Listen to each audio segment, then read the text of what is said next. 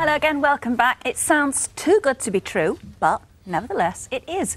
This pink powder that you can see over there on the table is freeze-dried extract of what is known as the miracle berry.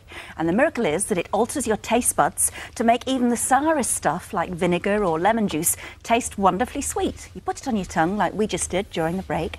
We haven't tasted any of this stuff yet, so we don't know, but we are told that lemons taste like toffee, vinegar like sherry, and Guinness apparently tastes like chocolate milkshake.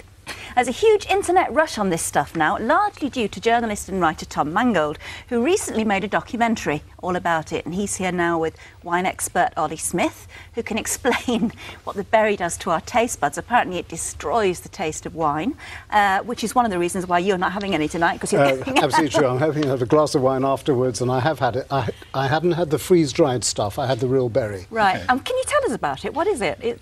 Just a little berry growing somewhere in Africa? It's a very small berry. It's about the size of an olive. It grows on the west coast of Africa. It was discovered in 1725. The locals ate it because their food wasn't very nice, and it helped lift the food. And it was finally taken up in 1974 by a couple of American entrepreneurs who realised its huge, and I mean huge, potential. For what? For entertainment? Well, because you can have no. You can have junk food without the junk. This stuff is better than sugar. They ran a double-blind test on school children in Boston using ice lollies. Half of them had ice lollies with sugar, half of them had ice lollies with the miracle berry. All the kids preferred the miracle berry Which is not nearly as harmful as processed sugar. No calories. Okay, and it doesn't sort of rot away at your teeth or anything like that? Absolutely not. So obviously both big sugar and big saccharin got very, very worried about it. Now, so that kind of lobby is presumably why we haven't seen more of it since the 70s? Well, that's a conspiracy theory, but I do think there may be something to it. There certainly was in the mid-70s. Well, before we have a taste test, we've got lemons, we've got vinegar, we've got wine, Guinness, a couple of other things. Ollie, what does it do? Unlike spices or sugar, you don't mix it with food. You put it, well, you can do, but for the purposes of this, you can just put it straight on your tongue about 2 or 3 minutes before you start to imbibe or eat. And what does it do to the taste buds? It physiologically, it changes the way you taste. And for me, this is really exciting, but I'm also absolutely terrified. I've no idea exactly what it's going to do. But what it does is bind to your taste buds with a substance called miraculin, which you find in there. Miraculin, and it basically, it's a brilliant name, isn't it? But the name of the berry itself, Syncypillum dulcificium, it sounds like a Harry Potter spell. I just think it couldn't be more miraculous. But it basically alters the way you taste. In your palate, you've got sweet, sour, savoury, bitter, and you've got all those things going on, salt, all those things to taste. This one reverses sweet with sour. Okay. Well, in that case, anything could happen. Let's all get hold of a nice slice of lemon. We put a lot on during the break. I've had quite a lot. I'm a bit nervous Here we go. now. I'm really this nervous. Should taste horrible. It should taste, well, sweet, I think. Oh, it's gorgeous. Oh, it tastes like this fantastic lemonade. It's like a beautiful lemon jelly. When I had it, it tasted like a meringue. Gorgeous, isn't it? Just like a meringue. And lemons are really good for you. This is great. This is remarkable. Thank you, Africa. So when you order abroad a citron pressé, which is one of my favourite drinks, which is fresh lemon with water, I have to drown it with sugar to make it even palatable. Take some of this. But if I had some of this, I wouldn't have to. If you had this before, absolutely, it'll make it taste absolutely delicious. Have you done the vinegar taste test? I've done the vinegar, and it tasted like cheap vodka. Subject on which I can speak for hours. Judy? Here we go. Okay, so this is... it smells properly of vinegar, I'm not sure, right? This smells of vinegar. It smells of possibly vinegar. Taste good, because 70% of your flavours come from smell, olfactory receptors.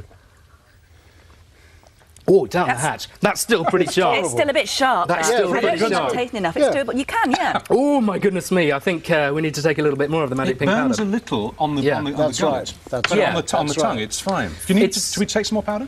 Yeah, let's do it. Do some I'm in if you are, Richard. Absolutely. Come on, let's get into this. This is beginning to look a bit suspect. It's phenomenal. You don't know what you're missing, really. Miracle berry. It's true, there's a lot of middle-class dinner parties in America where this, if you like, is the harmless drug of choice. Yes, I went to, well, it wasn't a dinner party, but I went to a miracle berry party in Washington to do the radio documentary, and they had all these things spread out rather than the way that you have. And it was fascinating, but there is there's an immediate downside, which is that it lasts for about 2 hours. And nobody's quite cracked that yet. They don't know how to deal with that. It kills wine stone dead. I can tell you that now, even before you have it. Forget it. Wine... Really? What's it going to taste like? Like goat's thing. Goat's urine. Okay. Great. Well, you're a wine buff. I am a wine buff. So you give us a description of this. All right, I will do. Here we go. Smells of wine. Oh my goodness me, that's acrid, rank, utterly disposable. Don't go there, people. Do not mix the miracle. That's like the stuff with antifreeze, isn't it? I tell you something, it's not big sugar or big cyclamen that will go for you. It's big wine that will try and stop this. It's tragic. It's so and the bad.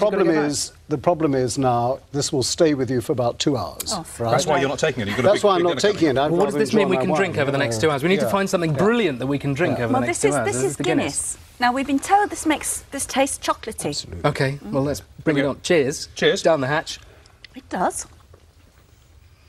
I can still taste the Guinness. It's like Nesquik with alcohol. It's the finish, though, that's chocolatey. The first hit is very Guinnessy, but afterwards it's much creamier, much more chocolatey. Delicious. But if I had my eyes closed, I'd say this was like fizzy Nesquik or a fizzy Cadbury's chocolate drink, to name many other popular brands, which, as it goes down, turns back to Guinness. It's amazing how the trickery works, because it's our little antennae on our palate that are literally just being fooled into thinking. Remember, there's a whole serious side to this. Yeah. You know, potentially... That's why you're here, Tom, to keep us grounded. Serious guy. OK. First of all, in terms of diabetes, this has got huge potential. For diabetics, enormous.